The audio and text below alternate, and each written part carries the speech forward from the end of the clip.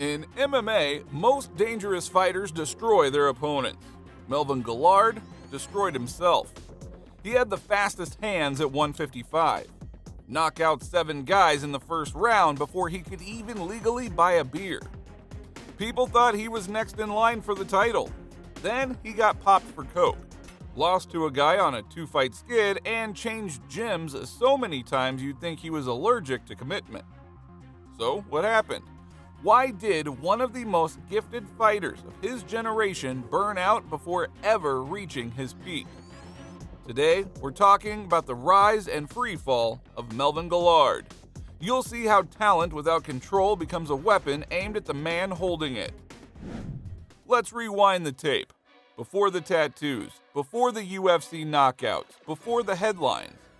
Melvin Guillard grew up in New Orleans, and he wasn't supposed to make it. His neighborhood wasn't safe, he didn't have money, but he had fists. And by age 9, those fists were getting trained. Boxing was his way out. He stayed sharp, stayed fast, stayed angry. By 19, he was already fighting professionally, and not just scraping by. He stormed out the gate with 7 first-round KOs, all inside of 2 years. No feeling out period, no learning curve, just violence. That is what earned him a spot on The Ultimate Fighter Season 2. Dana White and them, they called the gym. I thought it was a prank call because I didn't fill out for it. I didn't sign up for it. I was just minding my own business.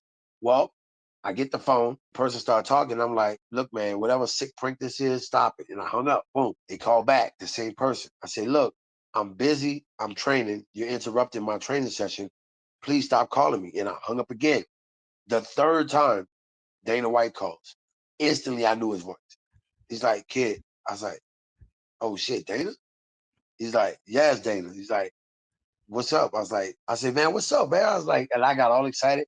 And he's like, we was wondering, maybe you want to come out and audition for The Ultimate Fighter. Fans instantly noticed him, not just because of his speed, but his attitude. He walked around like he owned the gym. Coaches knew he was raw, but they also knew this kid had something that you couldn't teach. You see, Melvin had a lethal weapon, his top-tier hand speed, like fastest in the division kind of fast. Just go back and watch his early training footage. The pads sounded like gunshots, his jab was a whip, his right hand was a cannon. He had a rare mix of twitch and torque, short, compact punches that exploded out of nowhere. Most lightweights at that time were point fighters or grapplers. Melvin didn't point, he didn't play safe, he detonated people. Coaches said that he hit like a middleweight, and the UFC took notice. His first UFC run had everything: excitement, chaos, and a growing body count. Let's run through the early highlights. UFC 60, KO'd Rick Davis in 1 minute 37 seconds. Just straight up walked through him. UFC 63, TKO'd Gabe Rudiger. Made him look like an amateur. UFC 86, flattened Dennis Seaver in 36 seconds. Clean shot. Highlight reel material. The hype was real. Joe Rogan was calling him the scariest striker at lightweight. Dana White looked into the camera and said, this kid could be a champion. And honestly, he wasn't wrong, but here's the thing. When you build a house on speed and power, one crack in the foundation changes everything. If you watch enough of Melvin's fights, you'll start to see it. A pattern. He had speed, power, and aggression, but he had zero grappling defense. He tapped to basic submissions, chokes that white belts escape from. And it wasn't a one-time thing, it was a pattern. If you could take him down, you could finish him. His submission defense was practically non-existent. Out of his first 8 career losses, 6 were by submission. That's not random, that is a giant red flag. One of the most telling examples came against Rich Clemente in 2007. That fight wasn't just a loss, it was a meltdown. Melvin got submitted, but worse than that, he got outclassed mentally. You could see the frustration, the sloppiness, the mental lapses. It wasn't just physical, it was psychological. Then came the real hit. In 2007, he was suspended for cocaine. NSAC handed it down as Melvin tested positive after a UFC fight. He was suspended, fined, and publicly shamed. The UFC didn't cut him, but they warned him. No more mistakes. But that was the problem. Melvin was making all of his decisions like he fought, reckless and fast. Another thing that started happening? He couldn't stay put. Melvin became a gym nomad. First, he left Sean Tompkins, then bounced to Greg Jackson. Then he was training with Marquardt and the Miller brothers, then ATT. Every time something went wrong, he left. There was no anchor, no mentor, no one holding him accountable. His coaches were changing. His training partners were changing. His habits were changing. But you know what wasn't changing? His ground game. It stayed bad, and that cost him big. And then you start to wonder what was really going on. Because this wasn't just a technical issue. It wasn't just submissions or cardio or strategy. This was mental. Every time Melvin hit a wall, he found a way to sabotage himself. You could see it in interviews. You could see it in post-fight pressers. When he won, he was loud, proud, and untouchable. But when he lost, he shut down or lashed out. Body language doesn't lie. Melvin had all the tools to be a champ, but the engine was unstable. Just when people started writing him off, Melvin flipped the script. In 2010, fans thought that Melvin might have finally gotten it together. He joined Jackson Wink in Albuquerque, and that was the move that turned around guys like John Jones and Carlos Condit. And for a while, it worked. He went undefeated for 5 straight fights in the UFC. 5 wins in a row, 3 by knockout, and these weren't nobodies. He was putting down legit competition. Guys like Jeremy Stevens, Waylon Lowe, Shane Roller, and Evan Dunham. Megan will leave you here with Melvin Guillard, who just knocked out Shane Roller in the very first round here at UFC 132, and you're only wearing half of your blue power suit right now. Yeah, I just got out the ring. I actually left the pants upstairs. I had to rep my sponsors, but I feel good, and I do look good. You look good, too. You always look good. Well, thank you. Thank you. You better stop coming around me like this. Okay. Anyway, you said you wanted to make a big impact when I talked to you the other day. Could you have written this any better? Nah, you know what? You script it in your head, and you play it over and over. I woke up this morning like 5 a.m. I stayed in bed. I didn't go out to the casino or nothing like that. I laid in bed, and I just played my fight over in my head probably 1,000 times. And every time I replay something in my head, I always have the same ending result. That's me getting my hand raised. But, you play a fight out in your head, and it happens 100 different ways.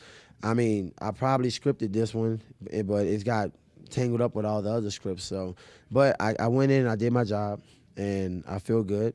And I'm ready to fight again already. Like, I'm ready to jump back in there right now. Yeah, did he tag you at all during that fight? He tagged me a little bit. I got a little bit of a cut right there. Just a scratch. It's not bad. It's a little glue on there, so don't trip out, y'all. Yeah, but, I mean, he tagged me. He tagged me right before I knocked him out, too. And it's crazy because when he hit me, when I went at him, I just caught him clean. It wasn't, like, out of retaliation. I didn't even know I was cut until after the fight was over. That Dunham fight in particular, that was the moment. The UFC had just started hyping Dunham as a future title contender. The guy was 11-1, slick BJJ, and durable as hell. And Melvin walked in and wrecked him, like scary fast. 2 right hands, 1 knee, done. It was violent, it was beautiful. It was Melvin Guillard at his best. Dana White got hyped again. Matchmakers started whispering title eliminator. Rogan was on the mic saying he might finally be putting it together. It looked like the corner had turned. But the thing about corners, sometimes you turn one and walk straight off a cliff. Because what came next was a classic Guillard story. Hype, hope, then heartbreak. He was 1 fight away from a possible title shot. 1 fight. But the opponent he had to face was Joe Lauzon. Now, Joe isn't flashy. He's not loud. He's not the guy that you fear walking into the cage. But he is smart and dangerous. And if you give him a window, just a little one, he'll snatch your neck and end your night. And guess what Melvin did? He came out cocky, wild, swinging for the fences. Lauzon didn't panic. He weathered the storm, then dragged Melvin into his world. Takedown, transition, rear naked choke. Fight over, 47 seconds. And just like that, all the momentum gone. The worst part was Melvin knew that this was his weakness. The guy had been submitted 7 times already, and yet no progress. He had been working with top-level grapplers, training at elite gyms, but when the heat turned up, his instincts were the same. Panic, give up the back, get choked. Now you could argue that the fight was the beginning of the end. From there, things spiraled. He got matched up with Jim Miller next, another submission specialist, and once again he got tapped out in the first round. The UFC gave him one more shot to rebound. He won a decision against Fabricio Camois, but it wasn't clean. It wasn't dominant, it just felt off. Then came Donald Cerrone. Now that one hurt because they were former teammates. They used to train together at Greg Jackson's. Donald dropped a fascinating nugget on the conference call last week when he said that he's been training in Vail, partially to get acclimated to the high elevation here, but also because he didn't want you to think that he was getting secrets from Greg Jackson, your former trainer in Albuquerque. Were you surprised when you heard that? I was very surprised. That's why you can learn to respect a guy like that. Not that I wanted him not to train with Greg. You know, Greg is his coach now, and he's no longer mine. But I do have a personal attachment to those guys away from the fighting. But even if, Greg did give him information about me, I'm still not the same fighter. I've definitely evolved and changed certain things in my game since then. And I'm expecting the same thing out of Donald. I'm not expecting the same fighter when we were sparring partners. So, sometimes you can't turn a blind eye to things like that. And Cerrone picked him apart. Bad. Dropped him with a head kick and finished it off with punches in the first round. It was brutal. From title contention to 3 devastating first-round losses. And then he missed weight. Again. The patience was gone. In 2014, after nearly a decade in the UFC, Melvin Guillard was released. One of the most explosive lightweights of his generation, gone. And here's the twist. It wasn't just the losing. It was the whole package. Inconsistency, discipline issues, failed weight cuts, cocaine suspension history, and an attitude that rubbed people the wrong way.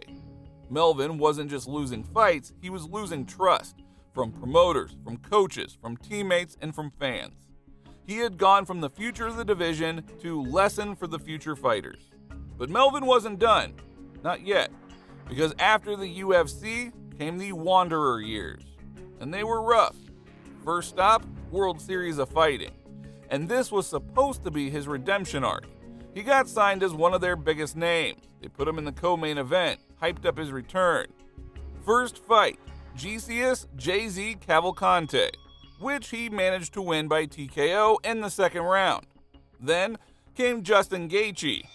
Yep, that Justin Gaethje. And boy, if you're on a downward slope, that is not the guy you want across from you.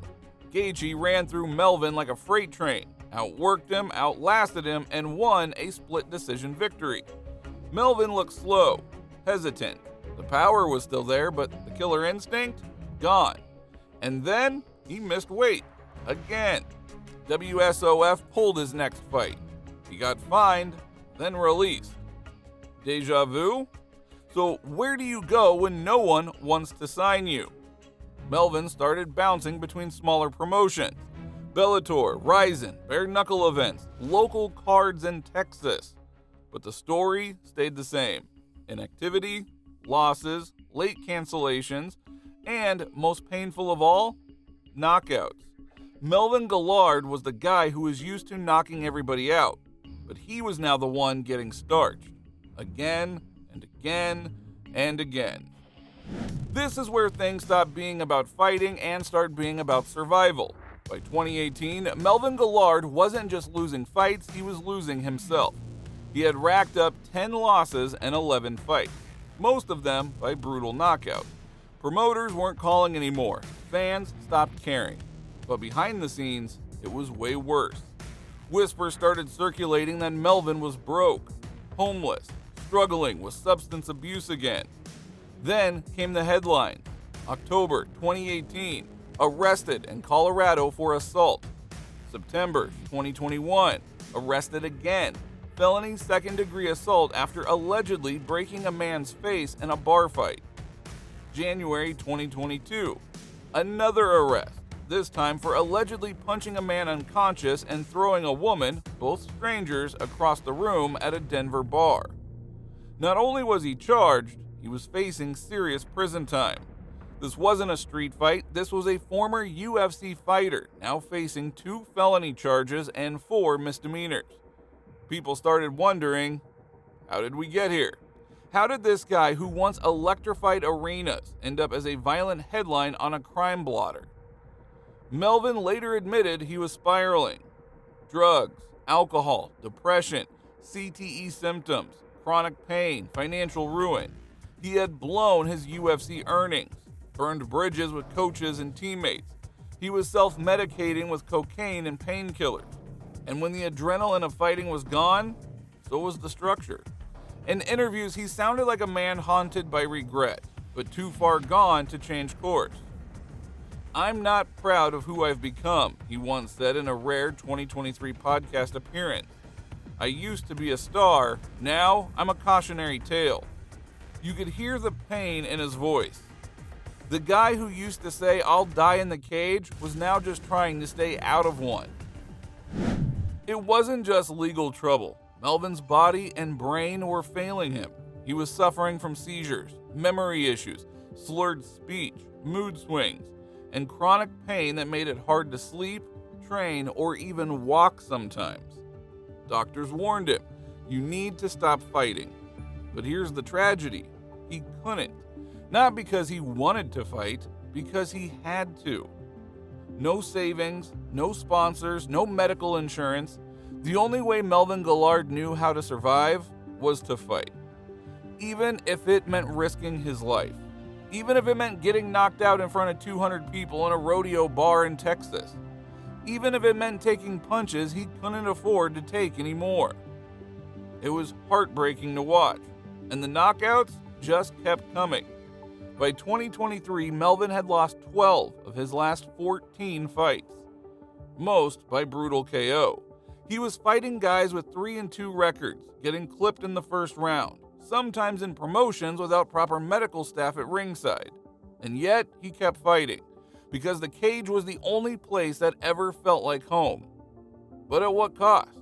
The MMA community started asking, why is no one protecting this man from himself? Because if someone didn't step in soon, it felt like we were counting down the days to a tragedy. Melvin Guillard's story doesn't have a clean Hollywood ending. There's no comeback fight in Madison Square Garden, no dramatic win that erases the pain. No belt, no fireworks, no final roar of the crowd. But maybe, just maybe, there is still a chance at redemption. In 2023, after his release on bond, Melvin went quiet.